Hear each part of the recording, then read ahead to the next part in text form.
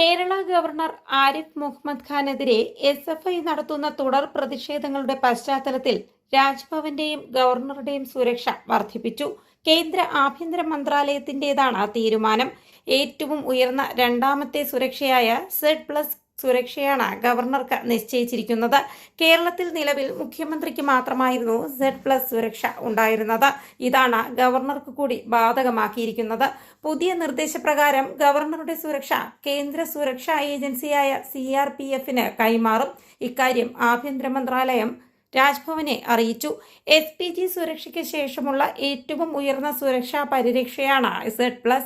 ഈ സുരക്ഷാ സംവിധാനത്തിൽ CRPF കമാൻഡോകൾക്കൊപ്പം 55 സുരക്ഷാ ഉദ്യോഗസ്ഥരും ഉൾപ്പെടും. 24 മണിക്കൂറും ആഴ്ചയിലെ 7 ദിവസവും സുരക്ഷയൊരുക്കും. രഹസ്യ വിവരത്തിന്റെ അടിസ്ഥാനത്തിൽ ആവശ്യമെങ്കിൽ ദേശീയ സുരക്ഷാ ഗാർഡ് കമാൻഡോകളുടെ അധിക പരിരക്ഷയും നൽകും.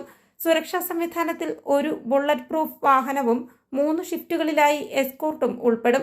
2022 വരെ 45 പേർക്കാണ് രാജ്യത്ത് Z+ സുരക്ഷ ഒരുക്കിയിരുന്നത്. രാഹുൽ ഗാന്ധിക്കും ഈ സുരക്ഷാ സംവിധാനമാണ്.